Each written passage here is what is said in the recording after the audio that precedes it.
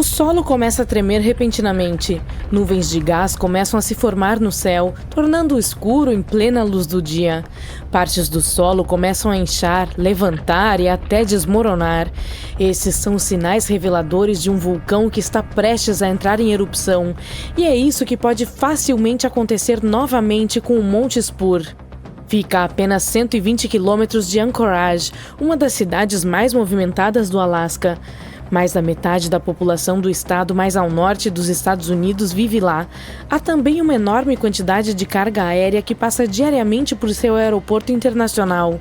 Portanto, sempre que um vulcão tão próximo de um centro tão vital começa a ficar inquieto, as pessoas começam a prestar atenção.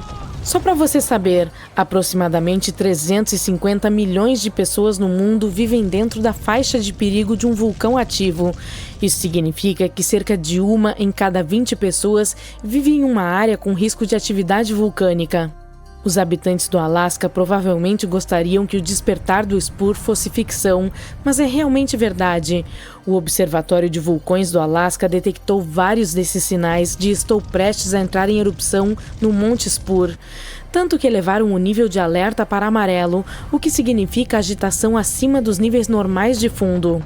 O Spur entrou em erupção 2 vezes nos anos 90 e foi bastante intenso. Se estivéssemos classificando as erupções vulcânicas em uma escala de 1 a 10, essas erupções seriam classificadas como 6 ou 7. Não é tão terrível, mas ainda assim vale de 10 a 17 milhões em danos. No entanto, esses números não são nada comparados à erupção do Redoubt no Alasca, em 1888, outro vulcão que entrou em erupção e causou um prejuízo impressionante de 345 milhões, principalmente porque suas cinzas atingiram os motores de aeronaves, como o KLM 747, que perdeu a potência depois que todos os motores foram desligados devido às cinzas. Se as pessoas não estavam prestando atenção à geologia instável do Alasca antes disso, bem, certamente começaram a prestar depois. Quando você pensa nos perigos da atividade vulcânica, a primeira coisa que pode vir à sua mente é Pompeia, na Itália. É claro que esse é o pior cenário possível, uma cidade sendo engolida pela lava. Spur pode parecer inocente em comparação com o Vesúvio, mas ainda assim cobrou seu preço. A última vez que entrou em erupção foi nos anos 90 e lançou aerossóis vulcânicos a mais de 18 mil metros na atmosfera. Vamos esclarecer nossa ciência aqui. Pense nos aerossóis vulcânicos como partículas líquidas que são liberadas na atmosfera durante uma erupção. Essas partículas geralmente são criadas quando os gases de um vulcão, como o dióxido de enxofre, combinam-se com a água e outras partículas existentes em nossa atmosfera. Esses aerossóis podem, na verdade, resfriar a superfície da Terra, pois refletem a luz do Sol diretamente para o espaço. E essa não é a pior parte. Eles podem permanecer na atmosfera por vários anos após uma erupção, causando muitos problemas de saúde. A erupção desencadeou avalanches de gás quente e cinzas, chamadas de fluxos piroclásticos, juntamente com inundações espessas e lamacentas, conhecidas como lahars. E havia também as enormes rochas vulcânicas. Esses pedaços de rocha eram enormes, alguns com mais de 1 metro de comprimento, e explodiam do vulcão como balas de canhão na natureza, aterrissando a mais de 10 quilômetros de distância. Todo esse calor vulcânico derreteu parte de uma geleira próxima, desencadeando fluxos de detritos que represaram o rio Chakachatna e criaram um lago totalmente novo ao longo do vale. No entanto, a primeira erupção do Spur teve alguns resultados positivos. A principal lição foi: o monitoramento vulcânico vale a pena. O monitoramento local foi capaz de reduzir os danos econômicos causados pela erupção, especialmente para uma cidade que tem um tráfego aéreo intenso. No momento, o Spur é considerado inativo, mas pode explodir a qualquer momento.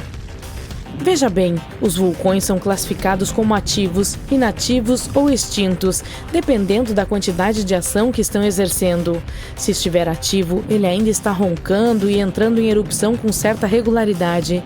Se estiver inativo, significa que teve alguma atividade recente, mas está parado por enquanto. E extinta é quando ela está quieta há tanto tempo que achamos que está acabada para sempre.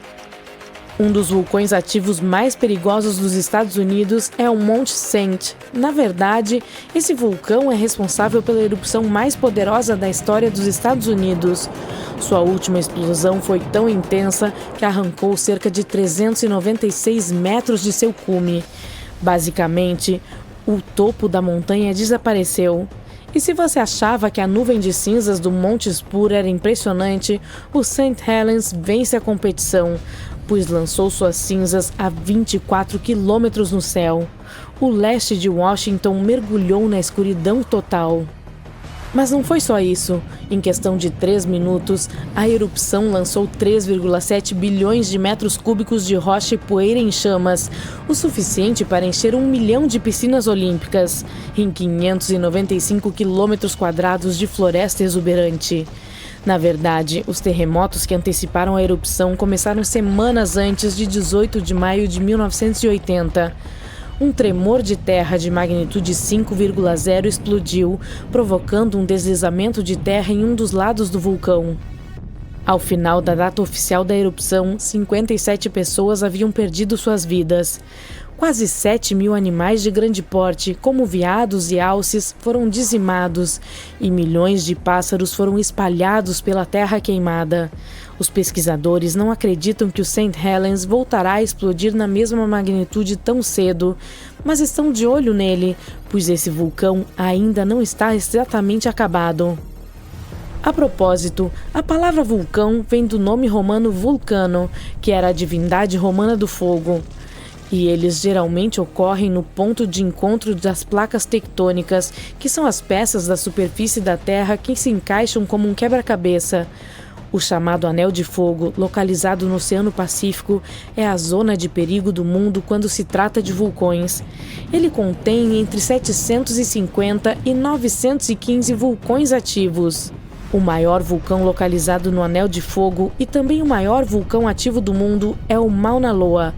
Ele tem mais de 4.000 metros de altura e está localizado no Havaí. Os pesquisadores dizem que o Mauna Loa está em erupção há pelo menos 700 mil anos.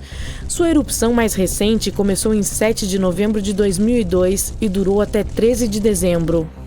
Ele ficou quieto desde os anos 80 até que decidiu acordar novamente.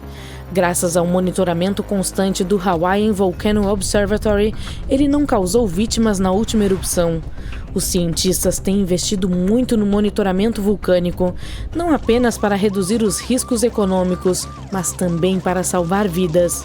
A tentativa mais recente foi a perfuração de vulcões. Recentemente, um grupo de cientistas foi até a Islândia, um dos pontos quentes de vulcanismo do mundo. Há cerca de 33 vulcões ativos somente na Islândia, mas o mais interessante para eles é o vulcão Krafla. O Krafla entrou em erupção cerca de 30 vezes nos últimos 1000 anos, e sua erupção mais recente foi em meados da década de 1980. O projeto, denominado Krafla Magma Testbed, ou KMT, espera avançar na compreensão de como o magma se comporta no subsolo. A principal vantagem dessa pesquisa de perfuração é prever o risco de erupções, mas ela também pode ajudar a impulsionar a energia geotérmica. Quer dizer, já imaginou ter eletricidade gerada pela fonte ilimitada de energia dos vulcões? A equipe da KMT começará a perfurar buracos profundos no solo do vulcão em 27. O objetivo é atingir mais de 1,6 quilômetros de profundidade.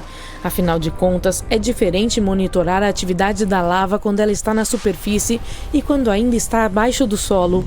Isso permitirá que os pesquisadores ouçam o pulso da Terra, de acordo com eles. Eles dizem que essa pesquisa é tão revolucionária quanto a primeira vez em que o homem foi à Lua. Ah, e falando nisso, fiquei chocada ao descobrir que existem vulcões em todo o sistema solar. Sim, outros planetas e luas também têm vulcões. O maior vulcão de nosso sistema solar é o Olympus Mons, em Marte. É um vulcão escudo, muito parecido com os que formam as Ilhas Havaianas. Tem cerca de 595 quilômetros de largura. Se o transportássemos de volta para a Terra, ele ocuparia quase toda a Polônia. Que horror! Tem uma força poderosa escondida no subsolo, onde as placas tectônicas se encontram, e uma outra força sob ela. Isso acontece nos oceanos Pacífico e Índico. A pressão se acumula ao longo dos séculos, a tensão é insuportável até o despertar da mega-transformação. A Terra treme com uma magnitude que pode exceder 9 pontos, mais poderosa do que qualquer outro terremoto. Quando o fundo do mar é repentinamente empurrado para cima com rapidez, ele envia uma enorme ondulação através da água e um tsunami de grande força é lançado. Essas ondas são chamadas de teletsunamis e atravessam bacias oceânicas inteiras, prontas para dominar litorais a milhares de quilômetros de distância. A falha do empuxo se estende por mais de 950 quilômetros. A Terra não está apenas tremendo, parece que está se despedaçando. Esse é o poder de um terremoto de mega tensão. Aqueles que forem pegos em seu caminho terão de lutar por suas vidas. Recentemente, as autoridades japonesas tiveram que emitir seu primeiro alerta de mega terremoto. Isso aconteceu devido a um forte tremor na borda da zona do leito oceânico da calha de Nankai.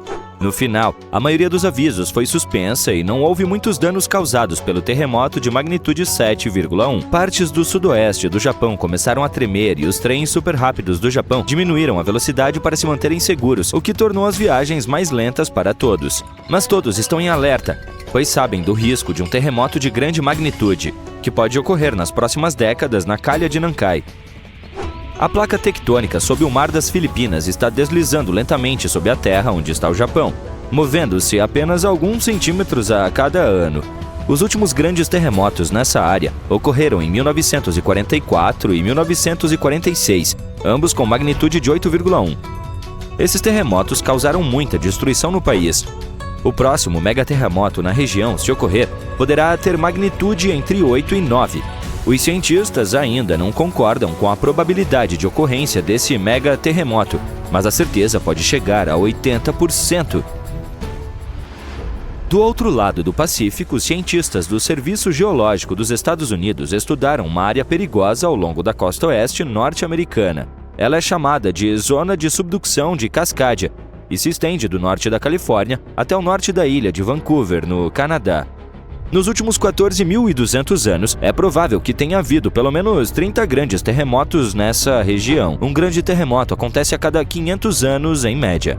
Mas há muito tempo, Cascadia tem estado quieta e isso preocupa os cientistas. Eles acham que isso pode ocorrer porque a área está travada, o que significa que as placas tectônicas estão presas umas às outras e acumulando muita pressão. Eventualmente, uma parte do fundo do mar pode se romper repentinamente e avançar vários metros.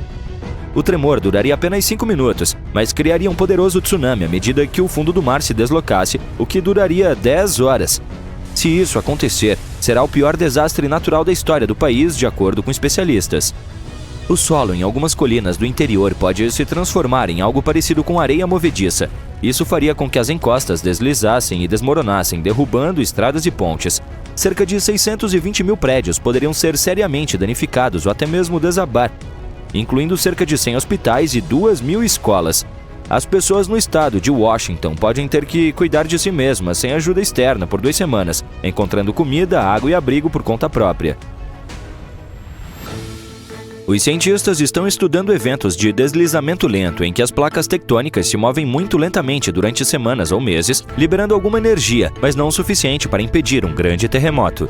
Toda vez que a magnitude de um terremoto aumenta em apenas um número, a energia liberada é 40 vezes maior. Portanto, precisaríamos de cerca de 1 milhão de pequenos terremotos todos os dias durante 500 anos seguidos para liberar a mesma energia que um grande terremoto de magnitude 9. Mas esses pequenos terremotos podem ser indícios de que um terremoto maior está por vir. Para monitorar melhor a falha de Cascadia, os especialistas estão mapeando a falha com mais precisão e adicionando melhores ferramentas de monitoramento em alto mar. Os cientistas receberam mais de 10 milhões de dólares para instalar sensores sísmicos e medidores de pressão do fundo do mar em um cabo de fibra ótica na costa do Oregon. O objetivo é estar pronto para alertar as pessoas e, possivelmente, salvar vidas quando ocorrer um grande terremoto. Um forte terremoto de mega transformação ocorreu nessa parte do mundo em 1964. Ele entrou para a história como o Grande Terremoto do Alasca e teve uma magnitude de 9,2. Durou mais de 4 minutos, o que o tornou o terremoto mais poderoso da história dos Estados Unidos e da América do Norte. O solo tremeu com tanta força que causou enormes rachaduras e deslizamentos de terra. Em Anchorage, muitas casas, edifícios e estradas foram destruídos porque não foram construídos para suportar um terremoto tão grande. Em alguns lugares, a terra foi permanentemente alterada. Por exemplo, o litoral próximo a Kodiak e a ilha Hinchinbrook foi elevado em 9 metros. Em outras áreas, como Girdwood e Portage, o solo afundou 2 metros. Foi necessário reconstruir estradas mais altas para que não fossem inundadas pela maré. Um enorme tsunami de 8,23 metros destruiu todo o vilarejo de Chenega. Muitas cidades costeiras foram bastante danificadas não apenas pelo terremoto, mas também pelos tsunamis e incêndios que se seguiram. Após o tremor principal, houve milhares de tremores secundários menores durante meses. Um terremoto moderado de magnitude 4,4 sacudiu Los Angeles em agosto de 2024. Depois que o terremoto passou, o Corpo de Bombeiros de Los Angeles verificou a cidade e não encontrou nenhum dano grave nem feridos. Na cidade vizinha de Pasadena, que fica perto do epicentro do terremoto, um cano de água estourou dentro da prefeitura e todos tiveram de deixar o prédio. Felizmente, não houve perigo de tsunami. O melhor que podemos fazer para evitar o pânico em tais situações é estarmos preparados. O Japão é um dos locais da Terra onde mais ocorrem terremotos, pois está localizado na borda de 4 placas tectônicas. Cerca de 1.500 desses terremotos por ano são perceptíveis. Por esse motivo, a população japonesa aprendeu a conviver com os terremotos. A lei de 1950 estabeleceu uma regra segundo a qual os edifícios devem ser capazes de suportar terremotos de magnitude até 7 sem desmoronar. Uma atualização feita 30 anos depois disse que os edifícios deveriam sofrer apenas pequenos danos em tais terremotos e continuar funcionando normalmente. Mas, se o terremoto for ainda mais forte, a lei diz que a principal função do edifício é não desmoronar e salvar a vida das pessoas. No nível mais básico, os edifícios são reforçados com vigas, pilares e paredes mais espessas para que possam suportar melhor os tremores. Outra técnica é colocar almofadas especiais feitas de materiais como borracha na base dos prédios. Alguns edifícios são até mesmo construídos sobre grossas camadas de estofamento que os separam completamente do solo, o que ajuda a protegê-los durante um terremoto. Um arranha-céu pode balançar muito para frente e para trás, movendo-se até 1,5 metro. Para impedir que ele seja danificado, os engenheiros também podem adicionar algo chamado amortecedores a cada 2 andares até o topo. Esses amortecedores são como bombas de bicicleta gigantes, mas em vez de ar, são preenchidos com líquido. Quando o edifício treme, os amortecedores empurram o líquido dentro deles. Mesmo que o líquido não se esmague muito, ele ainda pode absorver parte do tremor. Quando estão construindo arranha-céus, os engenheiros tentam tornar a estrutura o mais simples e equilibrada possível. Isso significa ter cada andar com a mesma altura e posicionar as colunas de suporte de maneira uniforme. Mas às vezes os arquitetos que projetam arranha-céus não querem fazer essas concessões, porque têm ideias criativas sobre a aparência do edifício. Então, eles precisam encontrar soluções de compromisso. Por exemplo, o Skytree Tower de Tóquio, um dos edifícios mais altos do mundo, foi projetado em um estilo futurista, mas também inclui recursos especiais para protegê-lo de terremotos. Ele tem um pilar central, como nos pagodes japoneses tradicionais, e amortecedores sísmicos que ajudam a absorver a energia de um terremoto, mantendo o edifício seguro. Este submarino elegante de última geração chamado Wren foi enviado para explorar as profundezas da Antártica. Mas assim que descobriu algo, ele desapareceu misteriosamente. Então, o que aconteceu? Tudo começou quando os cientistas quiseram explorar um dos lugares mais remotos e misteriosos da Terra, a plataforma de gelo Dodson, na Antártica Ocidental. Essa plataforma de gelo, gigante e silenciosa, se estende por 48 quilômetros de largura, quase o comprimento da cidade de Nova York. Ela fica entre 2 promontórios gelados, as penínsulas Martin e Bear, e ela esconde um mundo inteiro de mistérios geológicos. Se você acha que a Antártica não passa de um deserto de neve e gelo super espesso, está enganado. Há paisagens inteiras escondidas lá no fundo. A parte inferior da plataforma de gelo Dodson é um terreno acidentado e dinâmico, moldado pelas forças lentas e implacáveis da natureza. Há formações de gelo imponentes, vales profundos e estruturas bizarras que se estendem por centenas de metros. Os cientistas estão muito curiosos sobre isso. Mas, como você pode imaginar, essa paisagem não é nada fácil de se explorar. Para descobrir mais, temos que escanear a área com satélites ou tentar perfurar a neve, tentando coletar o quadro geral pedaço por pedaço. Mas esses métodos só nos deram pistas vagas. O verdadeiro avanço aconteceu quando os cientistas tiveram a ideia de deixar os submarinos explorarem o local. Submersíveis autônomos poderiam mergulhar fundo nas águas geladas sob a plataforma de gelo Dodson e nos dizer o que tem lá embaixo. Esses exploradores robóticos têm sistemas de sonar avançados e fantásticos. É aquela coisa que os morcegos ou golfinhos fazem. Eles podem usar o som para ver o fundo. Basicamente, eles enviam ondas sonoras debaixo d'água, e quando essas ondas atingem algo, como a plataforma de gelo acima ou o fundo do mar abaixo, elas retornam ao sistema. Os animais sentem quanto tempo levou para as ondas sonoras retornarem e como elas mudaram, e isso os ajuda a entender o que está localizado onde. Por exemplo, os cliques que os golfinhos emitem informam onde estão os peixes. Copiamos esse truque evolutivo maluco e o adaptamos à nossa exploração subaquática. Só que nossa versão é muito mais legal, com um nível mais alto de precisão, de modo que criamos mapas 3D detalhados do ambiente. O submarino Ren foi um desses exploradores robóticos. Seu nome foi dado em homenagem à divindade nórdica do mar. Ren foi meticulosamente programado para navegar em uma paisagem traiçoeira da Antártica. Mas, mesmo com todo esse treinamento, sua jornada teve um fim inesperado e assustador. Em 2019, Ren foi enviado para explorar as profundezas sob a plataforma de gelo Dodson. Ele foi um herói, o primeiro a sair em uma missão como essa. A equipe disse que era como ver o outro lado da Lua. Durante 27 dias seguidos, ele trabalhou incansavelmente. Ele percorreu mais de 998 quilômetros sob o gelo espesso. Isso é como uma viagem de Paris a Berlim. Ren foi mais longe e mais fundo do que qualquer um poderia ter imaginado. Em um determinado momento, ele alcançou mais de 16 quilômetros no ventre da geleira. E o que ele descobriu lá embaixo foi surpreendente. Os cientistas pensavam que haveria algumas superfícies de gelo lisas e uniformes, mas o Ren revelou uma parte inferior marcada por enormes rachaduras, cristas. Havia formações que pareciam dunas de areia congeladas no tempo. E por fim, ele encontrou alguns padrões misteriosos em forma de redemoinho e lágrima. Todos eles pareciam mais arte do que geologia. Isso realmente conta a história das plataformas de gelo e do oceano ao redor. A água quente entra sorrateiramente sob o gelo e o derrete por baixo. Às vezes, isso suaviza o gelo, mas, em outras ocasiões, esculpe essas formas estranhas e irregulares que parecem padrões e desenhos. E algumas dessas formas são enormes, mais de 390 metros de comprimento. Isso equivale a cerca de 3 campos de futebol e meio. A razão pela qual elas se parecem com rabiscos giratórios é o fato de a Terra girar.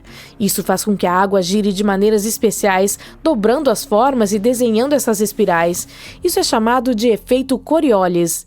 Imagine que você estivesse em um carrossel e tentasse jogar algo, como uma bola. Ela iria em uma curva, não em uma linha reta. A mesma coisa acontece com a água na Terra. Posteriormente, os cientistas encontraram padrões semelhantes em outras plataformas de gelo da Antártica, embora não fossem tão épicos quanto os que estavam sob Dodson. Mas Ren também descobriu algo aterrorizante. Acontece que essas águas quentes, além de serem grandes artistas, também são um grande perigo. A plataforma de gelo Dodson não está apenas serenamente no mar, ela faz parte de um sistema muito delicado e atua como uma barreira protetora que retém as enormes geleiras no oeste da Antártica. A plataforma de gelo está flutuando no oceano, mas ainda está conectada à Terra. À medida que a água quente passa por baixo dela e o gelo derrete, a Dodson não consegue mais se prender à Terra com tanta força. A barreira protetora começa a se enfraquecer, o que permite que as geleiras atrás dela se movam mais rapidamente para o oceano. Quando essas geleiras fluem para o mar, elas adicionam mais água, o que pode causar o aumento do nível do mar e, por fim, alterar nossos litorais. Rand se deparou com enormes bolsões onde o gelo estava derretendo a taxas alarmantes, tudo devido às poderosas correntes submarinas. Era como ver um relógio correndo na geleira. Os riscos eram altos, mas felizmente o submarino estava pronto. Dessa vez, ele conseguiu retornar. E então, ele funcionou por mais 5 anos, ajudando os cientistas com montes de dados úteis. As missões eram assustadoras. Podia haver períodos em que Rand entrava na cavidade escura como breu sob as geleiras, passando 24 horas sem comunicação. Mas ele estava mapeando cada pico e cada vale. Ele adquiriu experiência em mais de 40 missões sob o gelo. Então, no início do ano de 2024, Rand partiu para uma missão para a geleira Thwaites. A missão era ousada desde o início. Esse lugar também é sinistramente chamado de Geleira do Juízo Final. É chamada assim porque está derretendo lentamente e tem o potencial de elevar o nível do mar em todo o mundo se entrar em colapso, causando catástrofes em todos os lugares. É por isso que Rand foi enviado para explorar sua parte inferior, um lugar que nunca havia sido mapeado tão detalhadamente antes. A ideia era descobrir os segredos da geleira, estudar a velocidade com que ela estava derretendo e por quê. Essa foi a segunda vez que Rand explorou Thwaites. Durante a visita anterior, ele se tornou o primeiro submarino a mapear a parte inferior da geleira. Rand estava explorando as profundidades de 190 metros a 500 metros. Ele enviou muitos dados sobre como a geleira do Juízo Final estava derretendo lentamente devido às correntes oceânicas quentes. Mas, ao se aventurar nessas profundezas geladas, algo deu errado. Do nada, Rand desapareceu, sem aviso, sem deixar rastros. Em um momento, ele estava enviando dados cruciais e no momento seguinte, havia caído no abismo. Nenhum sinal de socorro, nenhuma transmissão final, e ele não retornou ao ponto em que deveria estar. Foram enviadas buscas extensas, helicópteros sobrevoavam o local, drones zumbiam nos céus congelantes, mas nenhum sinal do submersível emergiu das garras da geleira.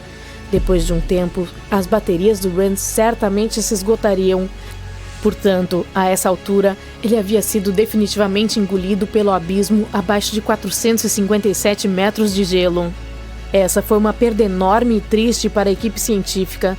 Os cientistas da Universidade de Gotemburgo estão agora procurando substituir Rand e continuar sua importante pesquisa com Thwaites. Até hoje, os cientistas não têm ideia do que aconteceu. Alguns dizem que ele pode ter ficado preso no gelo. Outros acreditam que ele foi puxado por uma corrente invisível. Ele também pode ter se chocado com algo inesperado. Seja qual for a verdade, seu desaparecimento deixou os cientistas atônitos e parece que a plataforma de gelo guardará seus segredos por mais algum tempo. Pelo menos ganhamos um tesouro de conhecimento com a jornada de Rand. Os cientistas continuam explorando a Antártica, procurando a história que se esconde sob a neve. Por exemplo, eles descobriram que, há cerca de 90 milhões de anos, uma exuberante floresta tropical temperada prosperava perto do Polo Sul. Eles revelaram um mundo antigo muito mais quente do que se imaginava. Nas profundezas da Antártica, se descobriram raízes fossilizadas, pólen e esporos preservados no solo. Tudo isso mostra que havia uma floresta tropical pantanosa que floresceu apesar dos meses de escuridão polar. Todas essas descobertas mudam nossa compreensão do clima da Terra, tanto no passado quanto no futuro. Olha só, a Taylor Swift pega um voo de Los Angeles para Tóquio, que sai às 10 horas da manhã do dia 20 de fevereiro. Ela fica no avião por 12 horas, mas aterrissa em Tóquio somente às 2 da tarde do dia seguinte. Essa é uma diferença de 28 horas. Então, como aconteceu essa mudança de horário? Bem, tudo isso se deve a essa linha irregular. Esta é a linha internacional de data. Você sabe, aquela linha imaginária que corta o globo ao meio e decide quem pode comemorar o Ano Novo primeiro. A propósito, são as Ilhas Line. Mas cruzar essa linha não faz apenas com que você se sinta como se tivesse entrado em um transportador. Ela realmente muda o seu dia. Atravesse do leste para o oeste e, bum, são 24 horas depois. Se você viajar na direção oposta, cruzando a linha do ocidental para o lado oriental, você volta um dia inteiro no calendário. Você pensaria que a linha internacional de data seria uma linha reta e bonita no oceano, onde os fusos horários mudam. Mas, na realidade, é como se alguém pegasse uma régua e dissesse: vamos complicar isso. A linha zigue-zagueia por toda parte, contornando as ilhas e causando todo tipo de confusão. Por exemplo, a Ilha Grande Diomede e a Ilha Pequena Diomede estão separadas por apenas 4 quilômetros, mas tem uma diferença de horário de 21 horas. E as coisas podem ficar um pouco mais complicadas dependendo do fuso horário que o país segue. Por exemplo, se você viajar 1.061 quilômetros através da linha de data da Ilha Baker até Tokelau, deverá acrescentar 25 horas. Em outras palavras, isso equivale a 1 dia e 1 hora. E se isso não parecer estranho o suficiente para você, espere, fica ainda mais louco. Quando são 6 horas da manhã e quinta-feira em Nova York, ainda é quarta-feira à noite em Samoa Americana. Enquanto isso, em Kiribati já é sexta-feira. Sim, estamos falando de 3 dias diferentes do calendário acontecendo ao mesmo tempo por causa dessa linha imaginária e maluca. Esse fenômeno ocorre todos os dias, entre as 10 horas e as 10h59 da manhã. Então por que a linha internacional de data parece tão ridícula em primeiro lugar? Ótima pergunta. Embora esses zigue-zagues possam parecer completamente arbitrários, na verdade, eles têm uma base lógica. É praticamente um conceito inventado com base na rotação da Terra.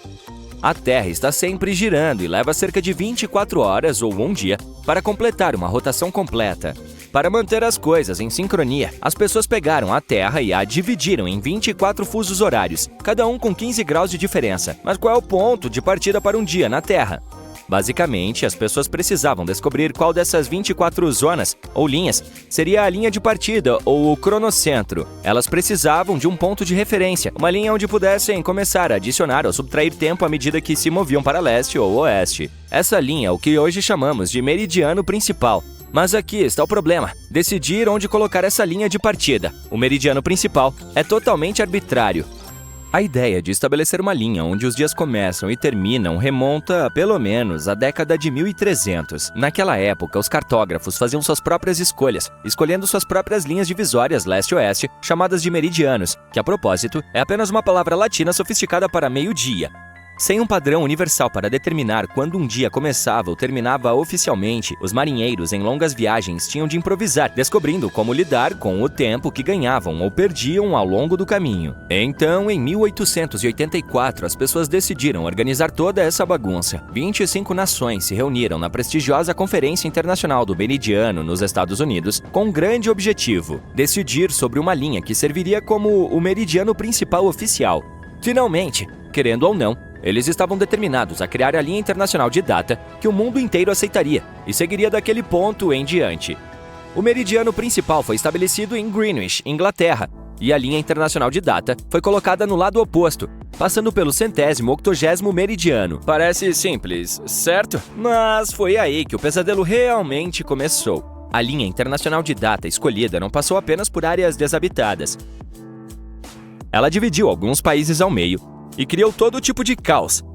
Quero dizer, se você dividir o mundo com uma linha vertical completamente reta, acabará tendo situações em que metade de um país está um dia à frente e a outra metade está um dia atrás.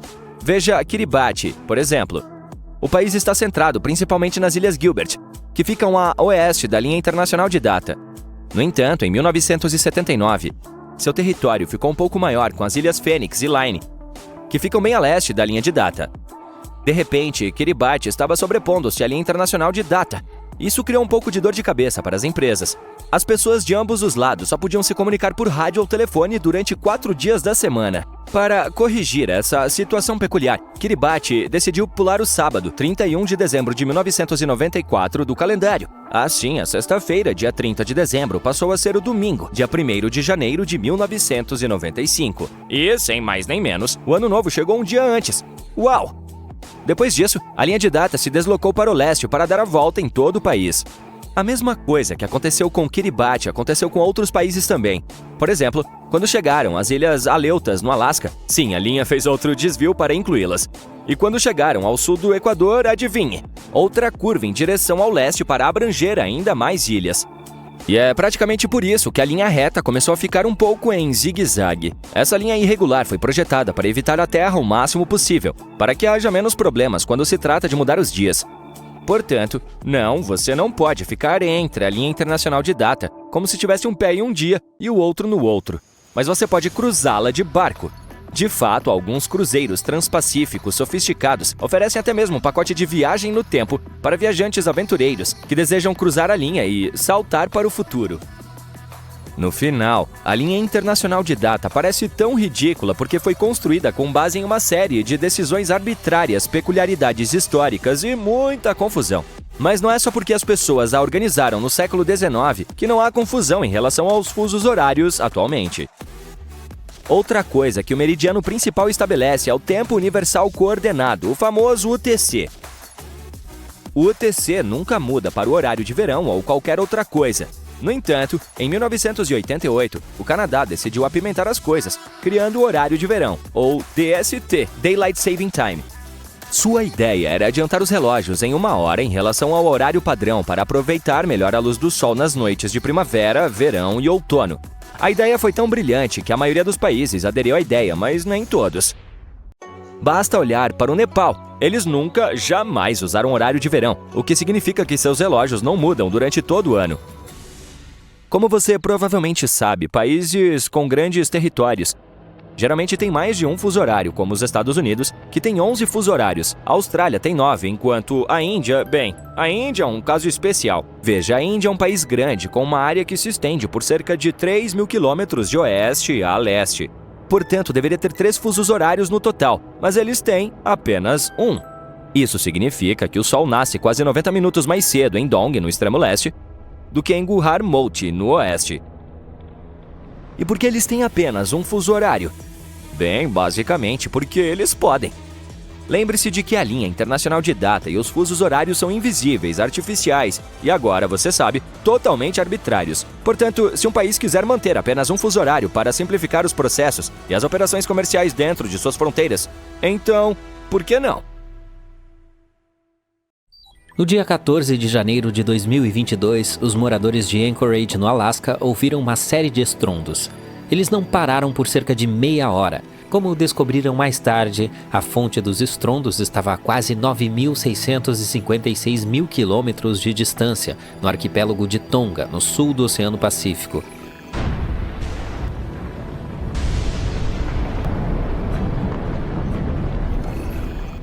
O vulcão subaquático Unga Tonga acordou abruptamente de seu sono profundo.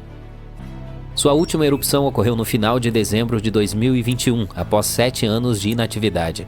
O Unga Tonga enviou uma grande nuvem de cinzas para a estratosfera que foi vista na capital Tunga, a 69 quilômetros de distância do vulcão. Nos dias seguintes, ele emitiu vapor e gás a uma altura de 11 quilômetros. Além disso, estava liberando cinzas que se acumulavam ao seu lado e até mesmo fazendo com que a ilha em que se encontrava aumentasse de tamanho. Em seguida, ele voltou a dormir e as autoridades até anunciaram que ele estava dormente. Mas apenas algumas semanas depois, ele acordou novamente com uma força louca. Enviou nuvens de cinzas a 19 quilômetros na atmosfera. Elas bloquearam o sol em alguns lugares e choveram no céu. As ondas sonoras da erupção percorreram o planeta várias vezes. As pessoas em Fiji ouviram um som que lembrava um trovão.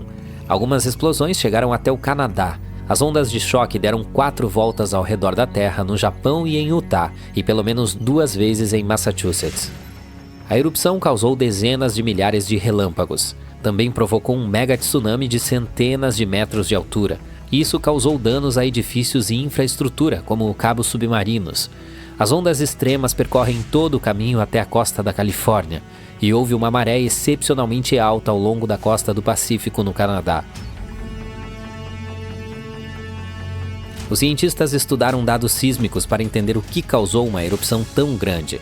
Seu modelo de pesquisa mostrou que houve uma grande explosão, provavelmente porque o gás ficou preso nas rochas, como acontece com uma panela de pressão quando está cozida demais.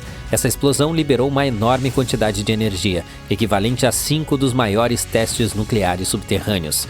Tudo isso aconteceu em uma parte rasa do mar, onde a rocha cheia de gás ficou presa.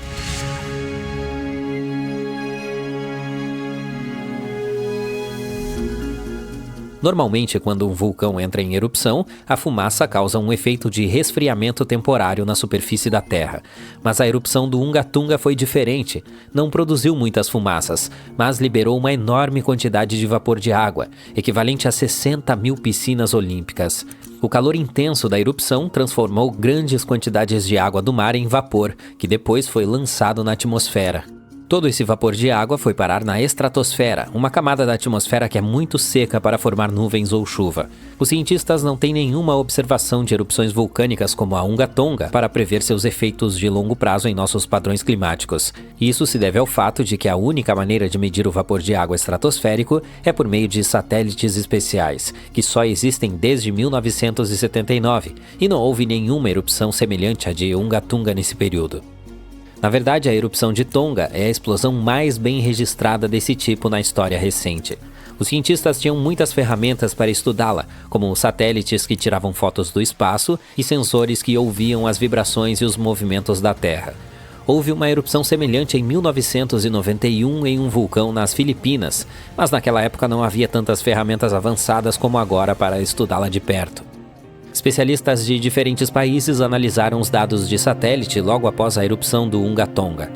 Eles queriam descobrir quanto tempo o vapor de água permaneceria na estratosfera, para onde iria e, é claro, o que isso significaria para o planeta e para todos nós. O primeiro grande resultado da erupção, pelo menos parcialmente, enorme buraco na estratosfera que permaneceu por vários meses em 2023. Quando apareceu, o vapor de água já havia atingido a estratosfera polar sobre a Antártica. Mas o Unga Tonga acabou tendo um efeito mínimo sobre as temperaturas médias globais, pelo menos por enquanto. Esperamos que ele não repita a história do vulcão Monte Tambora, na atual Indonésia. Há mais de 2 séculos, em 1815, esse vilão entrou em erupção e causou o Ano Sem Verão. No ano seguinte, o inverno foi excepcionalmente frio e úmido na Europa e na América do Norte. Também ocorreram alguns tsunamis catastróficos que destruíram casas e tiraram 10 mil vidas, além de mais 80 mil que adoeceram em decorrência disso. Não se pode perder um evento como a erupção do Unga Tonga ou do Tambora, mas alguns vulcões submarinos são descobertos por acidentes. Uma passageira de um voo comercial olhou pela janela sobre o Oceano Pacífico e viu uma mancha de cor estranha na água. Ela pensou que poderia ser uma mancha de óleo ou uma jangada de pedra-pomes flutuante, que é um sinal revelador de uma erupção vulcânica recente. Ela decidiu enviar uma foto dessa cena para um geólogo. E foi assim que os cientistas encontraram um dos maiores vulcões do mundo, o Havre. Ele está escondido a cerca de 1 quilômetro abaixo da superfície. Em 2012, o Havre teve uma erupção maciça que durou cerca de 90 dias. A lava quente jorrou de 14 aberturas diferentes ao redor da abertura em forma de semicírculo do vulcão. Havre é apenas um dos muitos sistemas vulcânicos cobertos por milhares de metros de água. Esses vulcões são os mais ativos na Terra e fazem parte de um sistema gigante chamado de Cordilheiras Mesoceânicas, que se estende por todo o mundo. Esse sistema produz cerca de 75% de todo o magma que sai dos vulcões da Terra a cada ano. Ele libera mais de 2 quilômetros cúbicos de lava. Quando o magma esfria, ele forma as bordas das novas placas oceânicas, que são como peças gigantes de quebra-cabeça que compõem a crosta terrestre. Uma equipe de cientistas estudou o material deixado no fundo do oceano por erupções vulcânicas da Idade do Bronze. Há cerca de 3.600 anos, um vulcão que estava parcialmente submerso ao sul do Mar Egeu acordou com um estrondo. Essa erupção destruiu a ilha de Santorini e enviou grandes quantidades de cinzas, rochas e gases para o ar. Ela deixou para trás espessas camadas de cinzas e rochas que se acumularam em pilhas no fundo do oceano. Os cientistas vêm estudando a antiga erupção de Santorini há vários anos para descobrir o que acontece durante essas grandes erupções. Sua pesquisa ajuda a explicar como futuras erupções vulcânicas podem afetar o clima em nosso planeta. O estudo também ajuda os cientistas a entender a força das erupções, a altura que as colunas de erupção podem atingir e o tamanho das ondas que se formam quando todas as cinzas e rochas se assentam em terraços no fundo do oceano. Essas informações ajudarão a prever os perigos de futuras erupções. Quando um vulcão entra em erupção, o último lugar em que você quer estar é dentro dele. Mas os cientistas fizeram isso por você. Bem, mais ou menos. Eles produziram uma nova técnica inteligente de geração de imagens que utiliza as melhores ideias de imagens médicas e microscópios ópticos. A imagem matricial, como é chamada, facilita a compreensão do que está acontecendo no subsolo, mesmo quando não há muitos sensores disponíveis.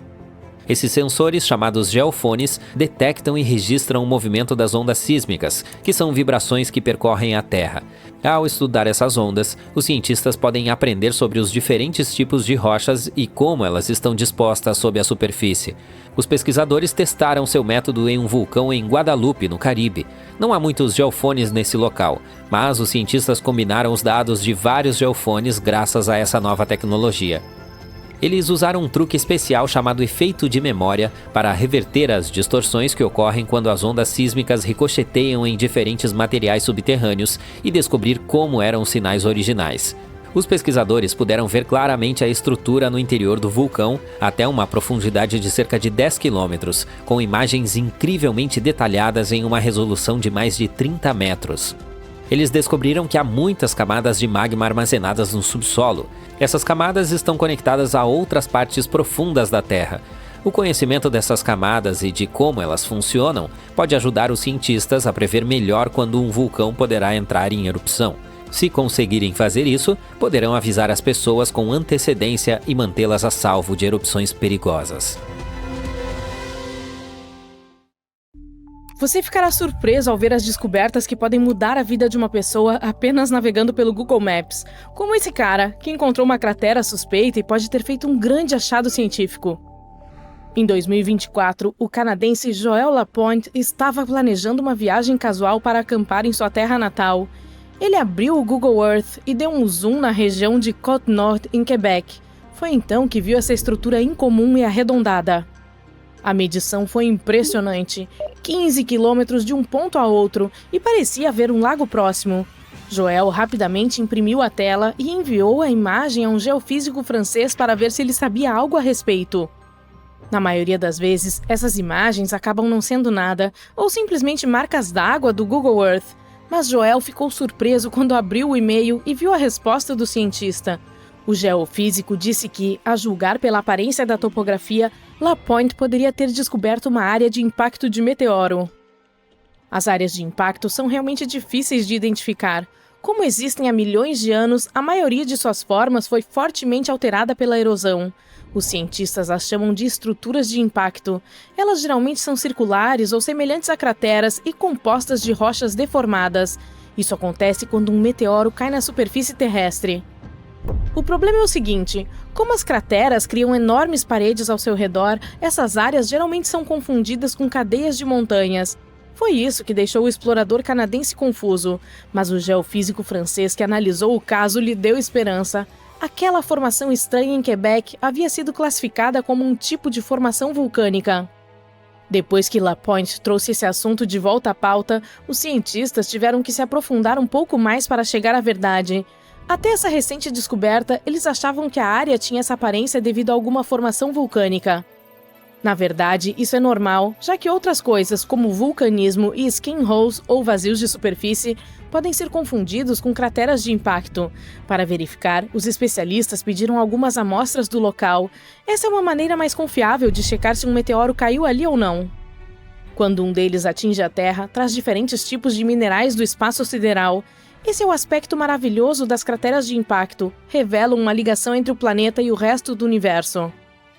Até o momento, os cientistas já catalogaram a maioria dos minerais nativos do nosso mundo. Quando estão procurando por uma estrutura de impacto, geralmente buscam coisas como taenita e camacita, que só pode ser encontrada em meteoritos. A maior cratera de impacto conhecida no mundo é Vredefort, localizada na África do Sul. Esse grande objeto foi formado há cerca de 4 bilhões de anos. Estima-se que o asteroide que a criou tenha sido um dos maiores que já colidiu com o nosso planeta. Quando os pesquisadores obtiveram os resultados do local no Canadá, confirmaram que ele continha zircão, um mineral que tende a mostrar áreas de impacto. Não há como garantir que Lapointe realmente encontrou uma cratera de impacto, mas os cientistas estão organizando uma missão de pesquisa na área para ter certeza. Se for constatado que realmente se trata de uma, será uma grande notícia, já que a última descoberta foi feita em 2013. Outro desses achados fascinantes veio de um garoto de 15 anos. William Gadouri também era canadense e, por algum motivo, adorava procurar cidades maias há muito perdidas. Diferentemente da história anterior, William tinha uma intenção e uma metodologia de pesquisa.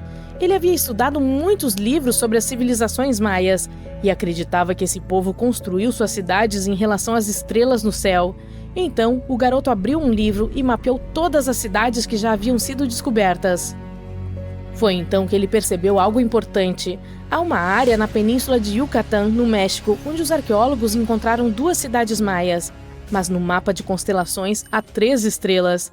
O rapaz pensou, isso poderia significar que há uma cidade perdida esperando para ser descoberta nas proximidades? William Gadoury é conhecido por ser um gênio da ciência e até ganhou um prêmio por essa teoria da constelação. Quando notou que faltava uma 3ª cidade na 23ª constelação que estava examinando, começou a pesquisar no Google Earth imagens de satélite que pudessem ajudá-lo a solucionar esse mistério. Os avanços na tecnologia de satélite lançaram uma nova luz sobre cidades maias há muito perdidas, como Tikal, localizada no coração da selva guatemalteca. Acredita-se que ela tenha sido a capital do antigo Império Maia. William tinha esperanças, então procurou um amigo dentro da Agência Espacial Canadense para verificar o que havia encontrado. Como já havia ganhado prêmios por sua pesquisa, tinha amigos em posições de destaque, e foi aí que as coisas ficaram interessantes. De acordo com as imagens, havia uma grande área quadrada na fronteira do México com Belize, que parecia ser de restos de uma cidade. William levou os registros a um especialista em sensoriamento remoto. Ele estudou as imagens minuciosamente e concluiu que a área poderia estar abrigando 30 edifícios e até mesmo uma grande pirâmide. William chamou a nova cidade que encontrou de Boca de Fogo. Entretanto, sua teoria foi muito contestada dentro da comunidade arqueológica e muitos especialistas maias trabalharam para desmentir os achados. Eles afirmam que as teorias sobre constelações são muito pouco científicas. Antropólogos e astrônomos renomados disseram que a metodologia de William foi um ato de imaginação criativa. Ainda assim, um adolescente de 15 anos quase encontrou uma cidade maia muito perdida, o que é bastante empolgante, se você quer saber. O que dizer desses pequenos pontos que apareceram em imagens do Google Earth? Esses círculos estranhos e manchados foram encontrados no meio do deserto da Argélia. Um youtuber, navegando no Google Earth, achou esses círculos e descobriu que as pessoas vêm debatendo sobre sua origem há anos. Ele pensou que fossem uma falha de imagens de satélite. Há dezenas delas, estendendo-se por quilômetros e quilômetros em linha reta. Elas estão longe de qualquer cidade, estrada ou atividade humana, o que torna difícil entender se foram feitas pelo homem ou são apenas um fenômeno natural. Para resolver esse mistério, ele entrevistou as pessoas que tiraram as fotos do Google Earth e descobriu que elas eram 100% verdadeiras. Os círculos estavam lá na vida real, aparecem em vários registros de vários anos. A princípio, o cara supôs que fossem resultado da atividade petrolífera. A Argélia é uma área rica em recursos naturais, portanto isso fazia sentido. Para descobrir se a região vale a pena ser explorada, as empresas geralmente realizam pesquisas sísmicas, que servem para analisar a superfície da Terra enviando ondas de choque para o solo. Dependendo de como elas retornam, é possível saber o que está localizado no subsolo. Havia outra possibilidade. O Saara é uma área muito seca do planeta. As temperaturas podem chegar a quase 60 graus. Para sobreviver lá, as pessoas precisam encontrar meios de acessar a água. Portanto, a segunda hipótese foi que os círculos eram uma espécie de ruína ou resquício de antigos poços de água. Mas quando ele conversou com um especialista, descobriu que não era o caso. Você pode ver algumas dessas construções tradicionais em outras cidades no Google Earth, e elas são bem diferentes dos círculos misteriosos. O cara decidiu viajar até a Argélia para tirar a prova. Dirigiu 160 quilômetros até o coração do deserto e, quando chegou lá, viu uma enorme cratera escavada na areia, cercada por 12 buracos menores. Parecia o ancestral de um relógio moderno. Lá, ele encontrou algo que não podia ver no Google Earth: finos fios de metal.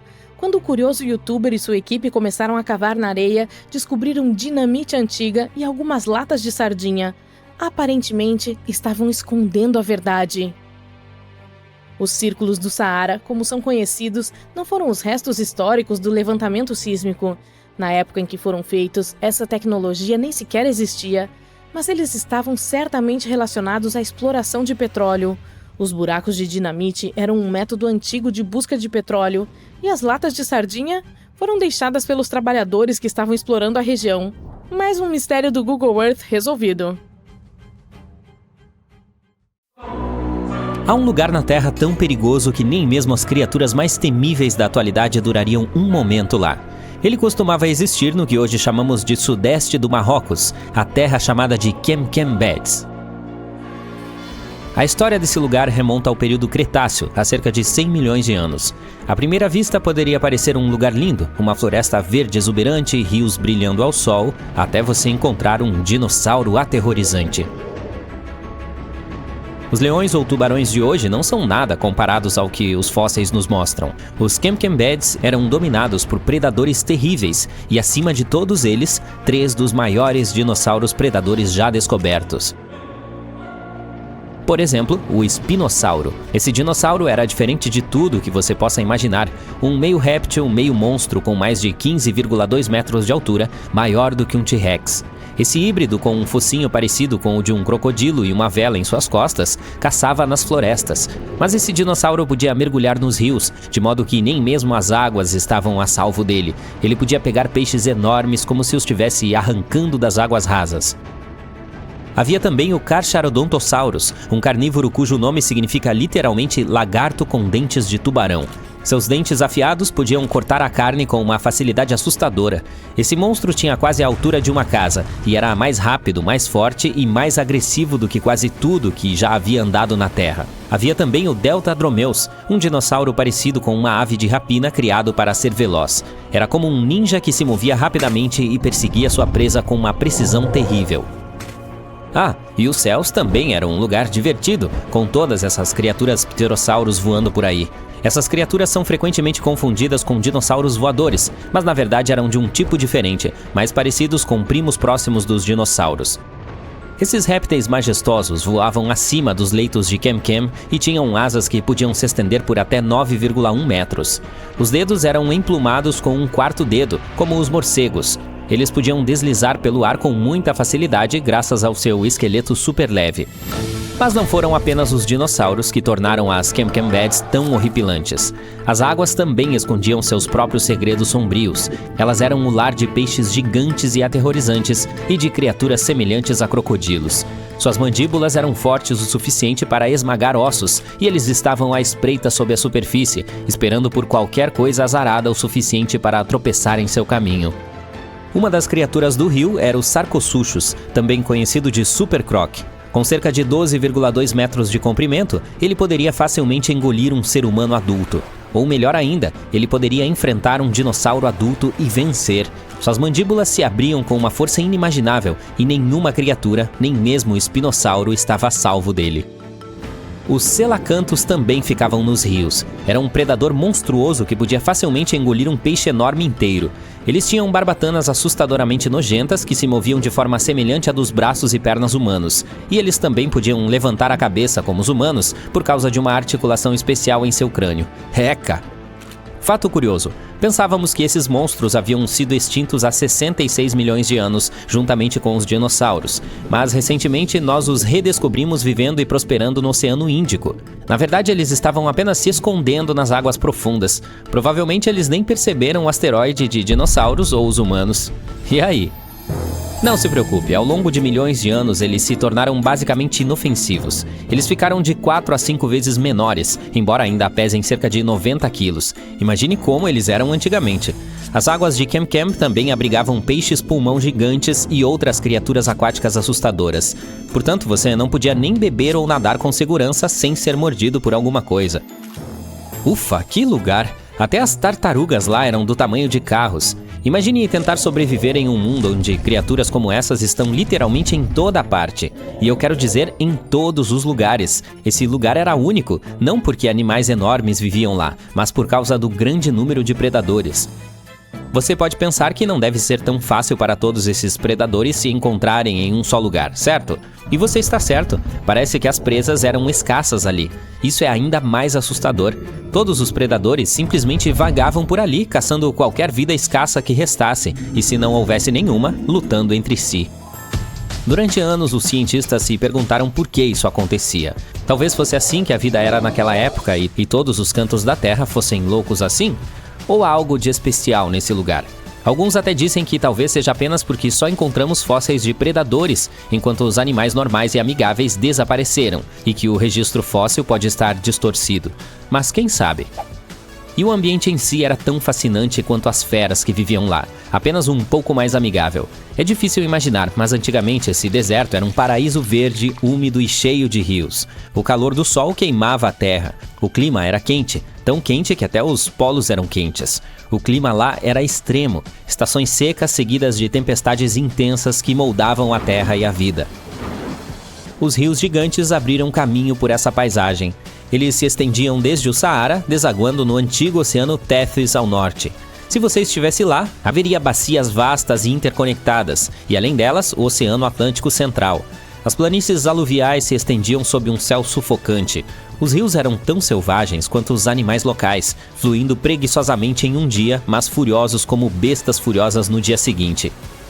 No início, esses rios eram poderosos, abrindo canais profundos na terra e criando grandes bancos de areia. Mas com o tempo, eles diminuíram a velocidade e a paisagem se transformou em lagoas rasas e planícies cobertas de sal.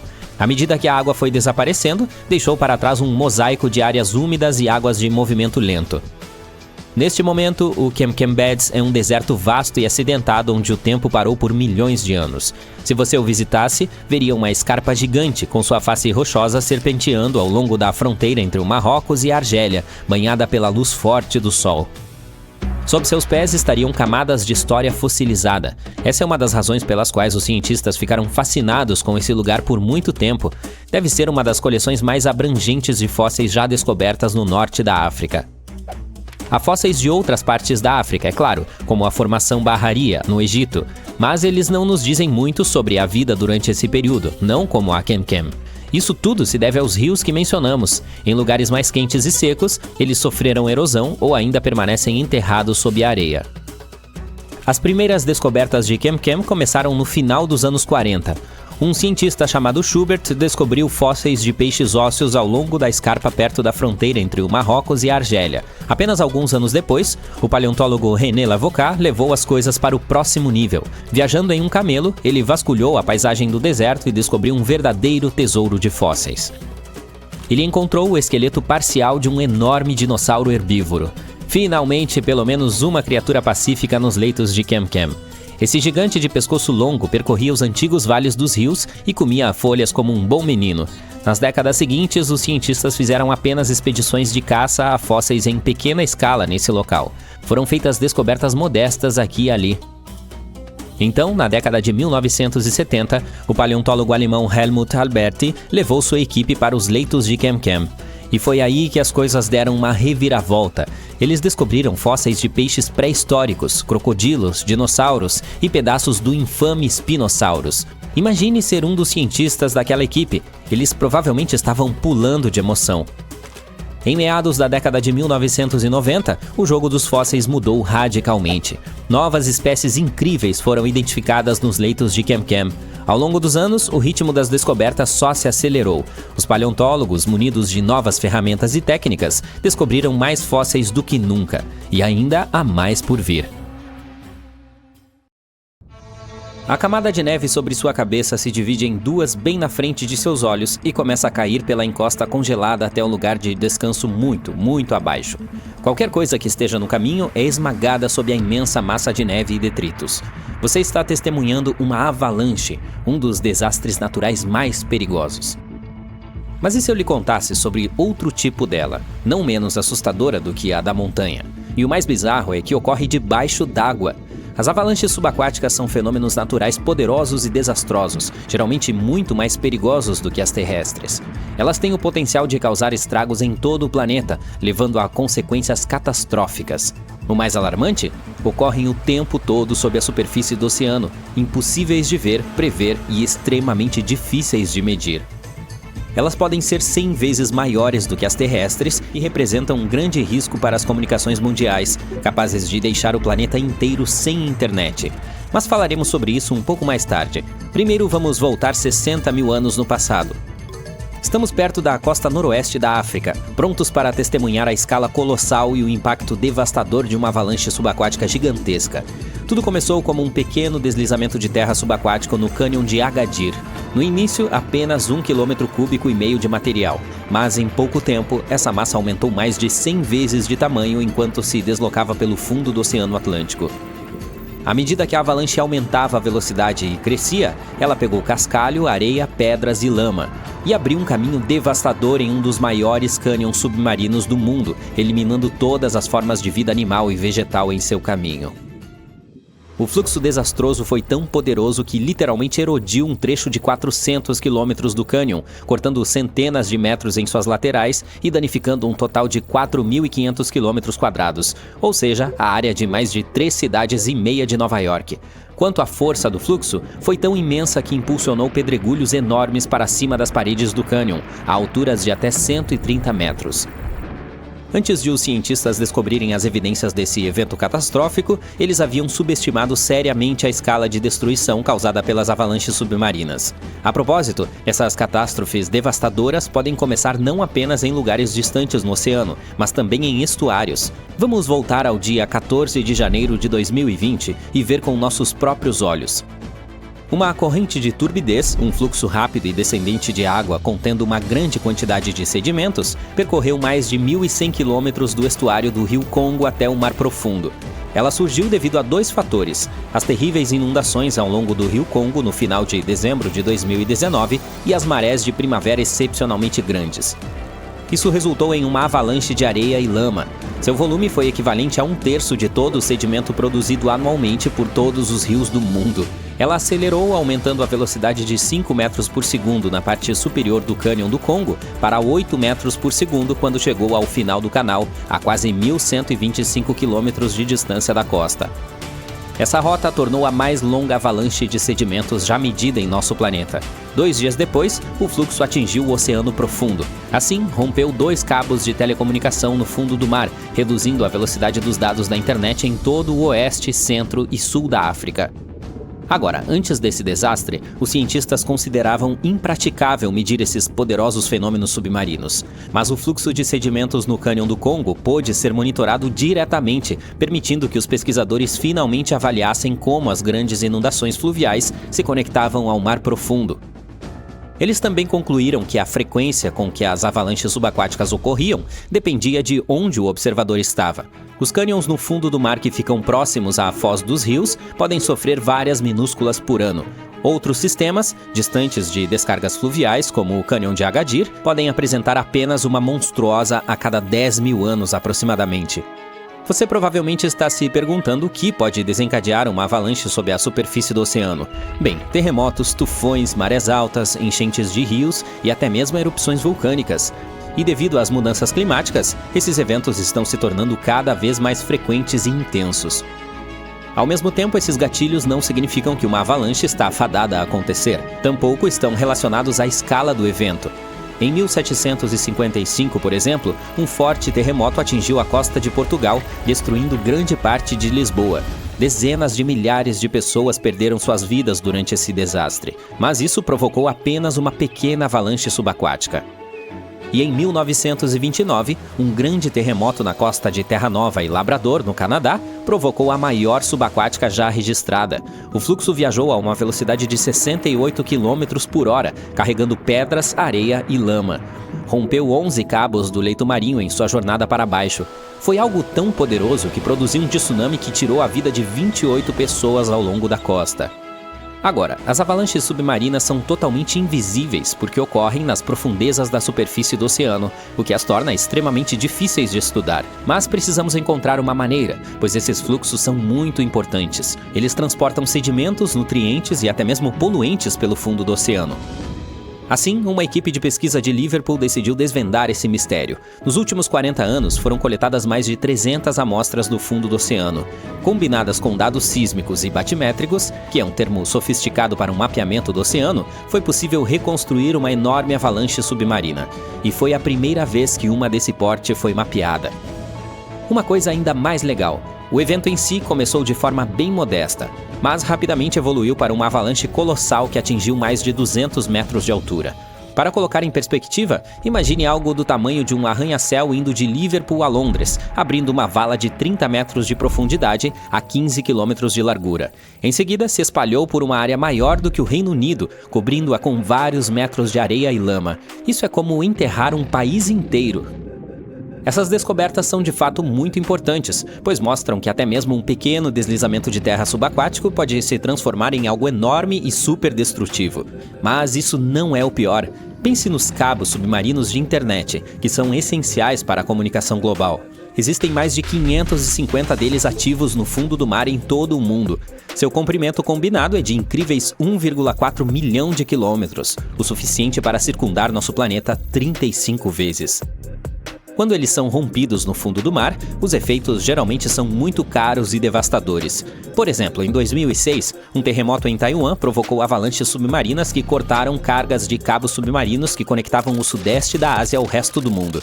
A maior operadora da internet da China teve uma perda de 90% do tráfego para os Estados Unidos no auge do evento. Quanto a Taiwan, houve uma perda de 74% a 100% no tráfego para as ilhas vizinhas. Então agora você provavelmente já sabe por que precisamos aprender mais sobre esse fenômeno natural. Felizmente, pesquisadores da Universidade de Tulane descobriram uma maneira de estudá-lo em 3D. Estudos anteriores só analisavam avalanches submarinas em 2D, o que não dava uma visão completa de como elas realmente se comportavam. A nova pesquisa concentrou-se em como os fluxos submarinos interagiam com as mini-bacias, características naturais no fundo do oceano que se parecem com tigelas rasas. Apesar de serem chamadas de mini, podem ser enormes, até 10 km² ou cerca de 2 vezes o tamanho do City Park em Nova York. Quando as correntes de turbidez fluem para elas, simplesmente não param. Ao contrário, atingem o lado oposto e se enrolam novamente, como os redemoinhos de água em um riacho. Esses fluxos giratórios movem o sedimento antes que ele se assente no fundo do oceano. O tamanho da mini-bacia e a velocidade do fluxo podem alterar o comportamento da corrente. Se for grande e a corrente for lenta, ela começa a se encher de sedimentos. Mas se você aumentar a velocidade do fluxo ou encolher a bacia, a corrente começa a transbordar, derramando-se sobre a bacia. Para estudar tudo isso, os pesquisadores criaram uma mini-versão de uma mini-bacia em uma piscina e usaram diferentes velocidades de fluxo para simular correntes de turbidez.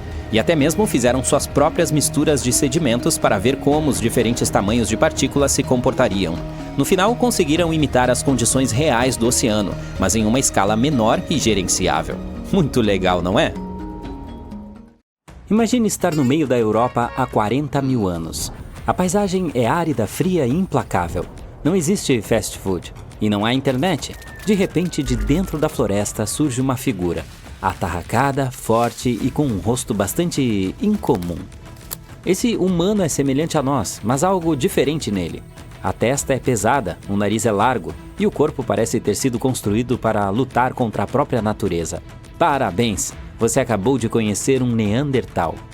E pode ter pensado que os Neandertais eram basicamente humanos antigos, mas isso não é bem verdade. Somos do mesmo gênero chamado Homo, mas nós, todos os humanos modernos, pertencemos a uma mesma espécie chamada Homo sapiens.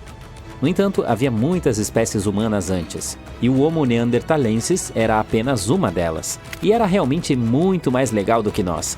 Então, o que aconteceu com seus integrantes? Os Neandertais viveram por muito tempo, por cerca de 360 mil anos, em toda a Europa e partes da Ásia. 40 mil anos atrás, o lugar que hoje chamamos de sul da Itália estava situado no topo de um desastre futuro, um supervulcão gigantesco chamado Campi Flegrei. Esse cara é imenso, tem cerca de 15 quilômetros. Isso dá de 10 a 20 minutos em um carro para atravessar tudo. Mas naquela época não havia automóveis, certo? Na época ele ficou quieto por um tempo, mas um dia, de repente, explodiu, o que se tornou uma das maiores erupções vulcânicas que a Europa já viu em 200 mil anos. Essa catástrofe foi tão louca que as cinzas, os gases e os detritos alteraram o clima em todo o continente. O que vem depois é geralmente chamado de inverno vulcânico. As temperaturas médias caem, o céu fica mais escuro e a vida se torna ainda mais dura do que já era. A erupção, conhecida como o Ignimbrito de Campânia, fez com que a Europa esfriasse em até 4 graus Celsius. Não parece muito?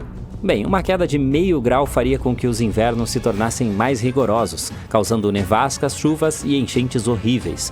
As plantações teriam dificuldade para crescer, levando à escassez de alimentos. O clima também ficaria selvagem, com tempestades e secas. Mais ou menos como agora. Só que multiplique isso por 4. Eventos como esses causam um enorme caos nos tempos modernos. Você pode imaginar o que fez com os neandertais. Mas na realidade, uma simples erupção vulcânica não deveria destruir uma espécie inteira, certo?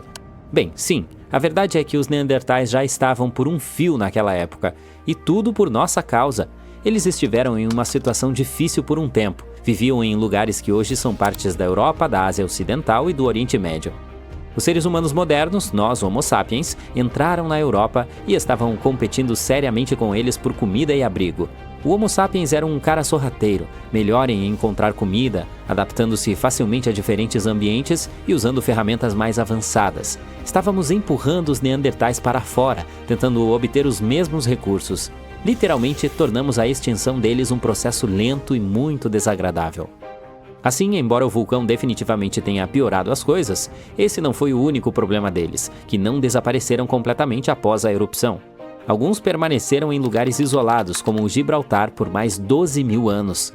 Isso porque é provável que a maior parte do resfriamento severo tenha ocorrido mais a leste, longe de onde os neandertais estavam tentando sobreviver, e não atingiu suas casas com a mesma intensidade que pensávamos. De fato, a erupção pode até tê-los ajudado, pelo menos por um tempo.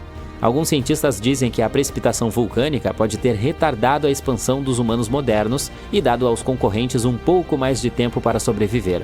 Então, a erupção de Campi Flegrei foi um evento desagradável, mas apenas atrasou o inevitável. Campi Flegrei é um cara selvagem, também conhecido como Campos de Fogo. O próprio ar de lá é repleto de lendas. Os gregos e romanos acreditavam que esse vulcão era a porta de entrada para o submundo. Até mesmo o antigo poeta romano Virgílio, mencionou em sua famosa história Eneida que o herói Enéas deve descer ao submundo, e esse lugar é exatamente onde ele começa. Antigamente essa paisagem era repleta de vilas romanas, spas e lagos de peixes. A elite se divertia muito ali. O que seus integrantes não sabiam, porém, é que estavam em um terreno traiçoeiro que poderia enlouquecer a qualquer momento. O Campi Flegrei não é um vulcão típico. Você imaginaria um único pico imponente, mas a paisagem parece enganosamente calma, com pequenas características aparecendo aqui e ali. Mas se o sobrevoasse, a visão seria insana. Uma gigantesca bacia circular salpicada de cones vulcânicos e crateras, como cicatrizes do passado violento da Terra. O perigo ali está nos detalhes. O solo sob os pés está constantemente mudando, mesmo quando não se percebe. De vez em quando a Terra se eleva, apenas para afundar novamente, às vezes em vários metros, à medida que o magma ou o gás se move sob a superfície. É incrivelmente assustador. O risco é quase invisível. O Campi Flegrei é uma enorme depressão formada por 2 erupções vulcânicas colossais. Uma delas foi a que cozinhou os neandertais, e outra aconteceu há 15 mil anos. A mais famosa, no entanto, ocorreu no século XVI e foi horrível. O ano era 1538. Durante anos, o povo de Pozzuoli notou algo inquietante. A terra que antes ficava abaixo das ondas estava subindo lentamente. O que anteriormente era mar havia se tornado um novo solo. Os estrondos vindos das profundezas da Terra eram aterrorizantes, mas haviam se tornado uma parte normal da vida. Os terremotos começaram no início da década de 1530, pequenos no início, mas em apenas 8 anos se tornaram a norma. Até que um dia, em 28 de setembro, tremores horríveis sacudiram o solo. Na noite seguinte, quando o sol se pôs abaixo do horizonte, uma enorme rachadura se abriu na terra perto da antiga cidade romana de Tripergole. Dessa fenda saíram fogo, fumaça e uma chuva de cinzas vulcânicas a quilômetros de distância. Era espessa e lamacenta, provavelmente misturada com água subterrânea. O solo tremia enquanto pedras pomes quentes eram lançadas para o alto. E então uma nova montanha começou a se erguer da terra. Esse foi o nascimento do que hoje chamamos de Monte Nuovo. Por fim, as coisas pareceram se acalmar, como se a Terra estivesse recuperando o fôlego. Durante dias, as coisas estavam dando a impressão de tranquilas. Os moradores locais relaxaram um pouco e começaram a se aproximar do novo e misterioso vulcão, uma cratera com algo que parecia estar fervendo dentro. As pessoas o visitavam como se fosse uma nova atração. Mas, poucos dias depois, o desastre aconteceu novamente. À noite, sem aviso prévio, a nova montanha ficou selvagem. Uma explosão do flanco sul lançou escória, pedaços de rocha vulcânica irregular no ar. Essa explosão foi fatal para 24 pessoas. Os detritos encontrados depois eram enormes e grosseiros. Durante séculos, os únicos sinais de vida do Monte Nuovo foram pequenas fumarolas, jatos de gás que vazavam da terra. Mas depois, até mesmo esses sinais desapareceram. Agora o local é apenas um cone verde exuberante, um belo gigante adormecido. Mas o solo próximo a Nápoles, na Itália, ainda está vivo. O Campi Flegrei está quieto por enquanto, mas isso pode não durar muito tempo. Ele está mostrando sinais de que talvez esteja acordando novamente. Esse supervulcão parece uma paisagem infernal, com seus poços de lama fervente, geysers e saídas de vapor. Os romanos e os cristãos medievais acreditavam que era uma porta de entrada para o submundo, e quem pode culpá-los? O que é assustador é que recentemente os cientistas detectaram uma atividade incomum sob a superfície. Em 2012, as autoridades italianas elevaram o nível de alerta do vulcão de verde para amarelo, o que significa que ele precisa ser monitorado de perto. Há certas mudanças que geralmente acontecem antes da erupção. O magma abaixo começa a liberar gases, o que pode enfraquecer a rocha acima e, por fim, desencadear um desastre. Infelizmente, ninguém consegue prever exatamente quando ou se ele entrará em erupção. Mas se isso acontecer, as consequências podem variar de um pequeno incômodo para os habitantes locais e uma catástrofe global. Sua última pequena erupção ocorreu no século XVI e não foi tão ruim, mas se a história se repetir como foi com os Neandertais, estaremos todos perdidos. Uma erupção como essa poderia levar ao resfriamento global, à quebra de safras e à fome generalizada. No momento, um grupo de cientistas está tentando obter uma imagem mais clara do que está acontecendo abaixo da superfície.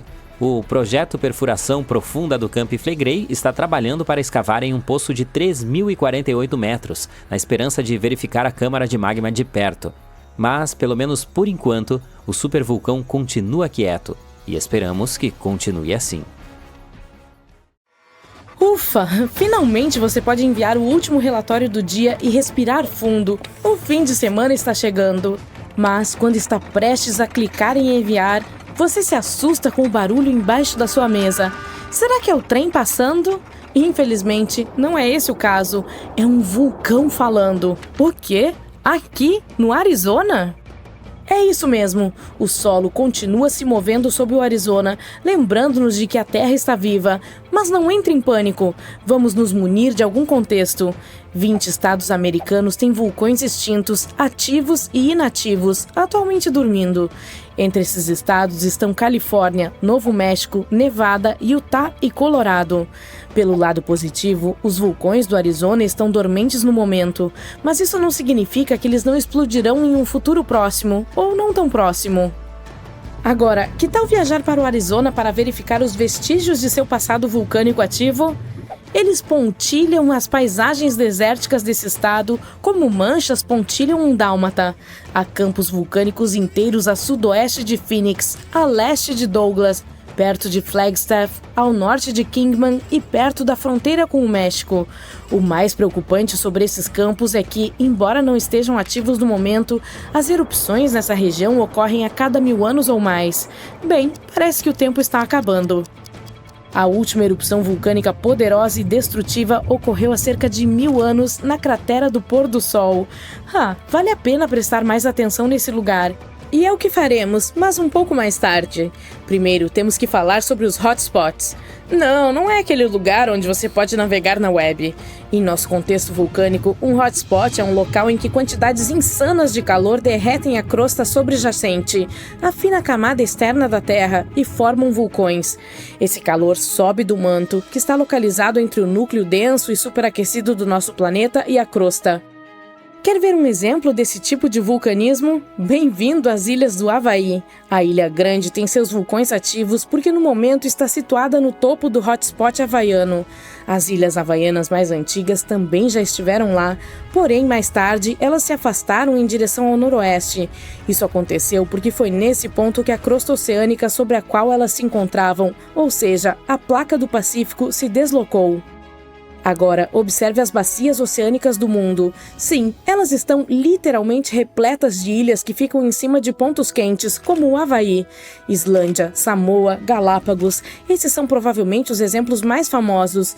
Mas não pense que os continentes não podem abrigar hotspots. Eles podem, mas são muito menos comuns. Um dos pontos quentes continentais mais famosos é... aposto que você conhece. Sim, aquele sob a caldeira de Yellowstone. A propósito, a caldeira é uma vasta cratera vulcânica, especialmente uma formada como resultado de uma erupção maciça que levou ao colapso da boca de um vulcão. O hotspot de Yellowstone é basicamente o criador do Old Faithful e do restante das fontes termais e dos poços de lama pelos quais o Parque Nacional é famoso. Falando em Old Faithful, vamos fazer um pequeno desvio e prestar mais atenção a essa maravilha da natureza. Ele é um dos geysers mais conhecidos do mundo. Há mais de um século, pessoas de todas as partes do planeta vêm vê-lo. O interessante desse geyser é que ele só pode se formar em condições muito específicas, por isso é muito raro. O magma sob a superfície superaquece bolsões de água subterrânea. A pressão ali continua crescendo, até que por fim empurra a água para cima com uma força imensa. Uma determinada rocha vulcânica, riolito, com alto teor de sílica, reveste o túnel por onde essa água escapa. Basicamente, ela cria um tubo exclusivo que pode suportar a pressão e o calor inacreditáveis criados pela água que entra em erupção acima do solo. Old Faithful foi o primeiro geyser nomeado em Yellowstone. Se você for visitá-lo esperando que ele entre em erupção de hora em hora, ficará desapontado. Em média, o Old Faithful entra em erupção a cada 91 minutos, o que também não é tão ruim. Além disso, você pode fazer o download de um aplicativo especial que fornecerá o horário aproximado da próxima erupção. Mas tenha muito cuidado ao visitar e fique longe do local. A água que entra em erupção do poderoso geyser chega a 95 graus Celsius. O vapor é ainda mais abrasador, chegando a 176 graus Celsius. É quente o suficiente para assar um bolo. Mas vamos voltar aos nossos hotspots vulcânicos. Os cientistas ainda não entendem claramente por que não há muitos vulcões de hotspots na crosta continental. Um dos motivos pode ser o fato de a crosta continental ser muito mais espessa do que a crosta oceânica, que é cerca de 4 vezes mais espessa em média. Outro motivo pode ser o fato de a maior parte da crosta terrestre, cerca de 2/3 dela, ser oceânica. Isso significa que há menos crosta continental sob a qual os pontos quentes podem se formar. Agora, aposto que aqueles que moram no Arizona vão gostar das informações a seguir. Falaremos sobre um campo vulcânico bem no coração desse estado, o Campo Vulcânico de São Francisco. Essa é uma área enorme com mais de 600 vulcões. Sim, a maioria deles é pequena, mas isso não os torna menos impressionantes. Eles estão espalhados por 4.660 km² no norte do Arizona, um território gigantesco. É interessante notar que os cientistas ainda estão discutindo se esse campo vulcânico está realmente situado no topo de um ponto quente. Mas em uma coisa eles concordam: os vulcões nessa área ficam mais jovens à medida que você se desloca para o leste. E esse padrão coincide com a placa norte-americana se movendo para o oeste sobre o que poderia ser um hotspot estacionário sob a superfície do nosso planeta. Legal, não é? A agitação vulcânica nessa área começou há cerca de 6 milhões de anos. Portanto, em termos geológicos, é relativamente jovem. Quanto à erupção mais recente, ela ocorreu há menos de 1000 anos. A cratera do pôr do sol que mencionei antes, a que fica perto de Flagstaff, é a abertura mais famosa dessa erupção. O povo Sinagua teve de deixar suas casas em Wupatki Pueblo por causa da erupção. Esse local agora faz parte do Monumento Nacional Wupatki. Lá, você pode ver como as pessoas viviam nessa região vulcânica há muitos anos. Se você for explorar essa área, perceberá que a maioria dos vulcões é formada por cones de cinzas de basalto, pequenos e íngremes. O Planalto do Colorado tem condições climáticas bastante secas. É por isso que os vulcões não se desgastaram muito. Alguns dos melhores exemplos desses cones, como este chamado de Cratera SP, ainda parecem ter surgido ontem. Mas olha ao redor, não são apenas cones de cinzas. O Campo Vulcânico de São Francisco também tem um estratovulcão, bem como alguns domos de lava que se formaram a partir de rochas vulcânicas, riolito e dacito, com mais sílica do que o basalto que pode ser encontrado em lugares como o Havaí. Isso significa que elas são mais espessas e não fluem tão facilmente. De qualquer forma, o estratovulcão será uma das vistas mais épicas que você encontrará ao explorar esse campo vulcânico. Bem, não o estratovulcão em si, mas os picos de São Francisco, os restos dessa formação gigante. Eles têm mais de 3.840 metros de altura, o que equivale a 4 Burj Khalifas e meio colocados um em cima do outro. Isso faz com que os picos sejam um dos maiores marcos do norte do Arizona. Eles não são apenas impressionantes, mas também sagrados para o povo nativo americano que viveu na área por muitas gerações. Agora, ao contrário dos vulcões superativos do Havaí, o campo vulcânico de São Francisco leva seu tempo, milhares de anos entre as erupções. Mas você não deve relaxar ainda. Os geólogos dizem que é provável que ocorra outra erupção um dia. Ela provavelmente ocorrerá na remota parte leste do campo, longe das grandes cidades. Ufa! E se a próxima erupção for parecida com a que formou a cratera do pôr do sol, será um espetáculo e tanto. Fontes de lava e rios de lava fluindo. Ao mesmo tempo, a próxima erupção pode não acontecer por séculos, talvez até milênios. Até lá, o campo vulcânico de São Francisco continuará sendo uma joia oculta da história vulcânica, aguardando seu próximo espetáculo de fogo.